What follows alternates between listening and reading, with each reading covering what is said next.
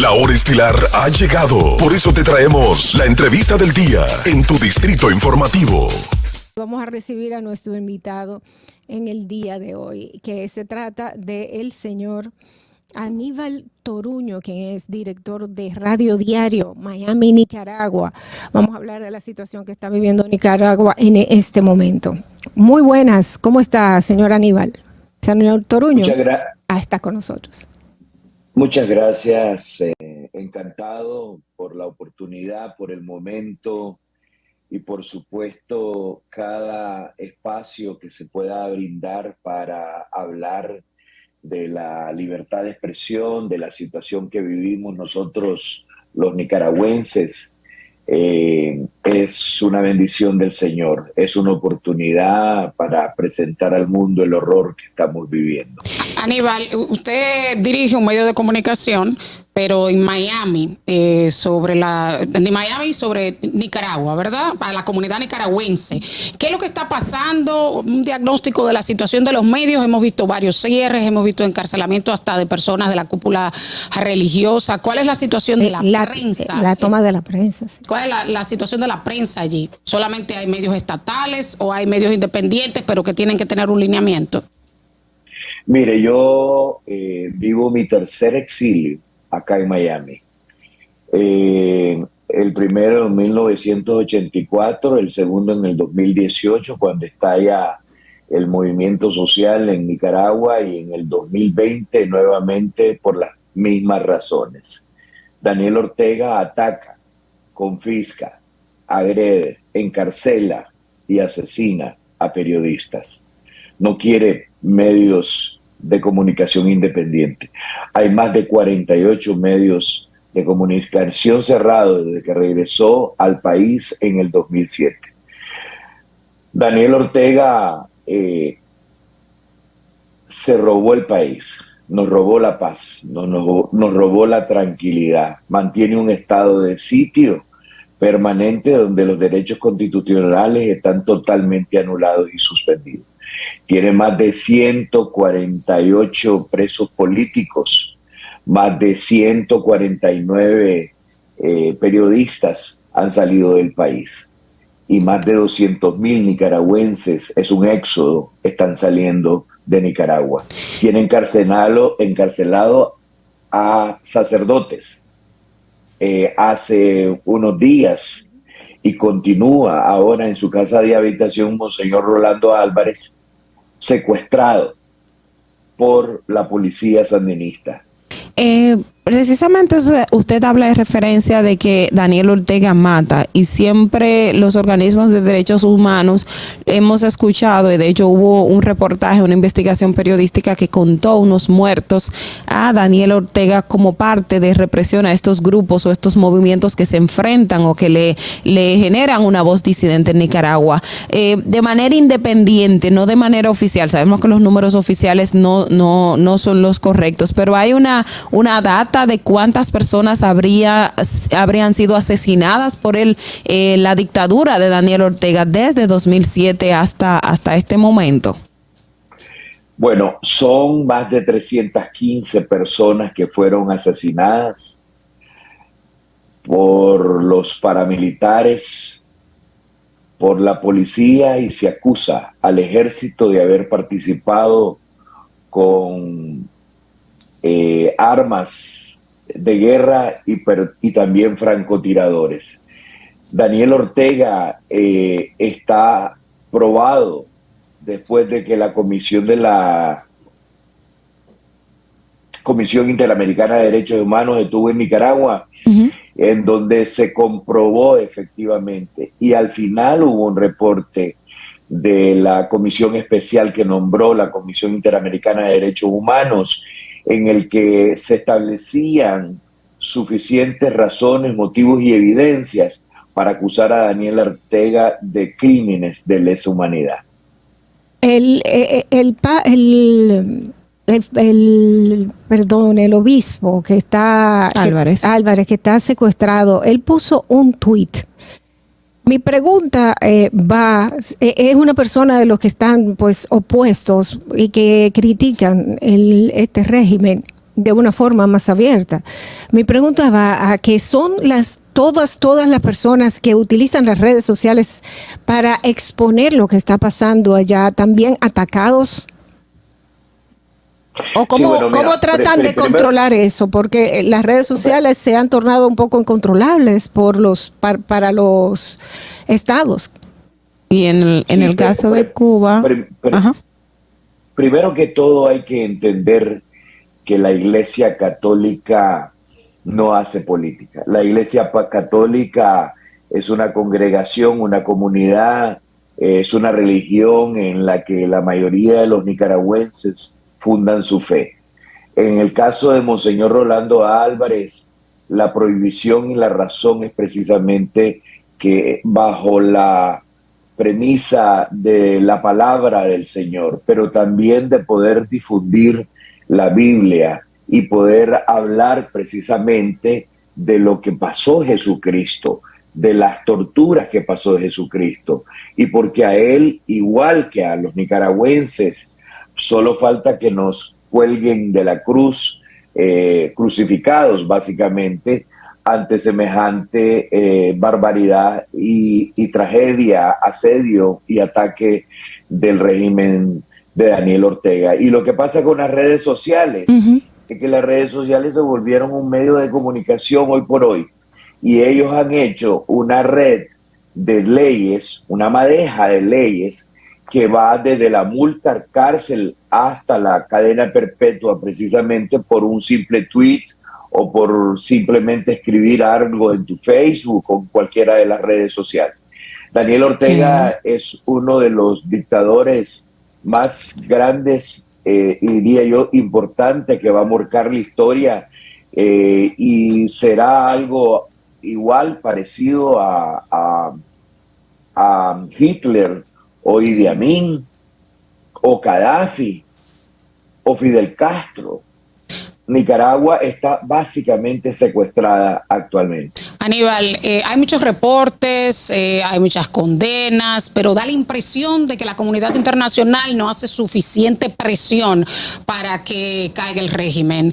¿Qué pedidos ustedes realizan, ustedes, la comunidad que está en la diáspora, la comunidad pensante, usted como una persona influyente sobre el pueblo nicaragüense, qué pedido hacen de medidas más contundentes por parte de la comunidad internacional? Mira, la historia nuestra viene desde hace mucho tiempo. Lamentablemente, este tema del regreso de Daniel Ortega en el 2007 desmontó las instituciones democráticas de Nicaragua. Se hicieron las advertencias, se pidió a la comunidad democrática internacional que interviniera, que se alertara sobre lo que estaba viniendo. Las organizaciones internacionales, como la Organización de Estados Americanos, como la ONU, han sido incapaces con los protocolos que tienen como para poder detener a Daniel Ortega. Una de las cosas importantes que podemos ver, y a veces con tristeza, es como organizaciones como los Estados Americanos, lamentablemente, no han podido hacer lo que deberían de haber realizado desde hace muchísimo tiempo. Ni Insulza ni el secretario Luis Almagro asumió la responsabilidad que en su momento deberían de haber confrontado a Daniel Ortega. En este caso, lo más reciente, Luis Almagro se resistía de llamar dictador a Daniel Ortega para diferenciarlo de Maduro, que sí le decía que era un dictador. Y yo pregunto, ¿quién es más letal al final de cuentas? Los dos son una tragedia para los pueblos venezolanos y Nicaragua, pero Daniel Ortega cometió crímenes de lesa humanidad. Por lo tanto, me parece que jugar un poco a la política o volver a ver al lado derecho o izquierdo como que nada pasara, me parece una hipocresía. A mí me parece también que la democracia es cobarde, porque precisamente los pueblos latinoamericanos son países en el que por muchos pasó la democracia. Ahora estamos en problemas, y en problemas serios, porque llegaron a través de elecciones, se apoderaron de todas las instituciones. Ahí tenés ahora El Salvador, Guatemala juzgando a periodistas, México, muchísimos periodistas asesinados, precisamente porque nuestros estados, nuestro gobierno, nuestra democracia está fallando. Vamos a continuar con esta entrevista. Antes quiero agradecer a mis amigos de Éxitos 90.5 por la transmisión de este programa, este espacio Distrito Informativo para el Cibao, todo Santiago. Señores, ustedes pueden continuar con nosotros a través de nuestro canal de YouTube Distrito Informativo, a través de Vega TV y también a través de Dominican Networks. Continuamos con las preguntas. Bueno, siguiendo ya la línea de lo que planteaba. Nicaragua no ha podido disfrutar de democracia. Sabemos que salió del tema de Somoza en el 79. Se comenzó un proceso de transición hacia la democracia. Ortega ganó en el 85, o sea que ya fue presidente una vez, pero entonces luego empieza otro proceso de dictadura a partir del 2007. Nicaragua no ha vivido, digamos, ese florecer de la democracia, aunque ahora Ortega fue mediante elecciones, pero ya todos sabemos cómo lo hizo en compañía de su esposa, se han impuesto en Nicaragua. Ahora bien, la comunidad nicaragüense, yo tengo grandes lazos en Nicaragua porque estuve allá por más de un mes y medio en el Altillo, que pertenece al municipio de Sébaco, y cuando le pregunto a las familias allá, la gente suele decir, bueno, hay problemas en Matagalpa, pero ya luego de ahí la cosa está un poco tranquila. Y una de mis impresiones cuando llegué a Nicaragua en 2011 era que decía, bueno, aquí la gente está muy contenta, pero nuestro coordinador nos decía, Nicaragua vive una situación de dictadura.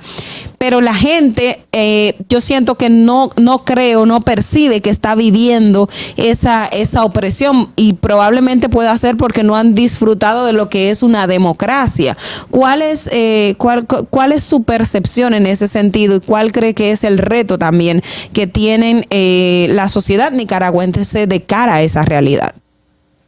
El dictador Daniel Ortega tiene más de 40 años de estar haciendo la vida imposible a Nicaragua. Lo hizo en los años 80, y cuando entregó el poder a doña Violeta y luego siguieron Arnoldo Alemán y Enrique Bolaños, él gobernó desde abajo. Las famosas azonadas que destruían, y que efectivamente 3 o 4 ocasiones Radio Darío fue destruida por las azonadas. Pero también es importante decir esto, los pueblos también son responsables, porque los dictadores como Somoza, como Daniel Ortega, los hombres fuertes en nuestras naciones y en nuestros pueblos a veces son parte de una cultura, porque no nacen de la nada. Aparte del gran problema toral que nosotros tenemos que resolver al dictador Daniel Ortega, una vez en la época post-Ortega, nosotros tenemos que regresar como sociedad a reconstruir y a revisar nuestros valores y cómo estamos nosotros trabajando para construir una nación. Porque, a ver, nuestros pueblos tienen varias dictaduras. La dictadura de Daniel Ortega no es la única dictadura en Nicaragua, también hay una dictadura económica, que es importante saberlo, que es lo que mantiene a este pueblo como el segundo país más pobre de Latinoamérica, sí, del hemisferio, lamentablemente. Y la corrupción, los narcoestados que se volvieron, y Nicaragua no escapa a eso.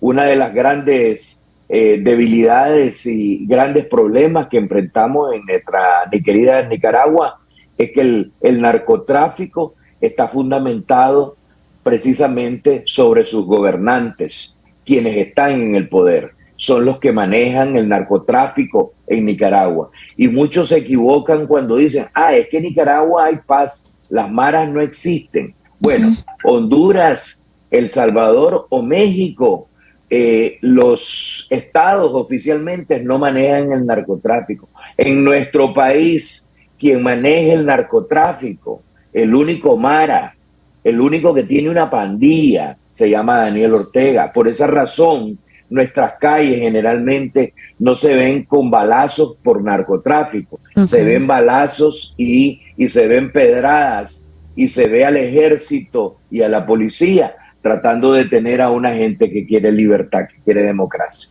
Durante un tiempo de este gobierno de Daniel Ortega, el empresariado se benefició y se hablaba como de cierta luna de miel, que no te metas en mis negocios, pero yo no me meto en la política. Y de hecho era de las contradicciones que se veía de que era un gobierno de izquierda, sin embargo, a nivel económico no era de izquierda. Sin embargo, en los últimos años hemos visto que se están como quemando los puentes, rompiendo puentes, y personalidades del mundo empresarial, personalidades de la alta sociedad han sido apresadas. ¿Qué poder social tiene Ortega? Hemos visto otros regímenes que por lo menos hay una parte de la población que está subsidiada, que sí lo apoya. Hablamos, por ejemplo, de Venezuela. En el caso de Cuba hay gente que apoya el régimen.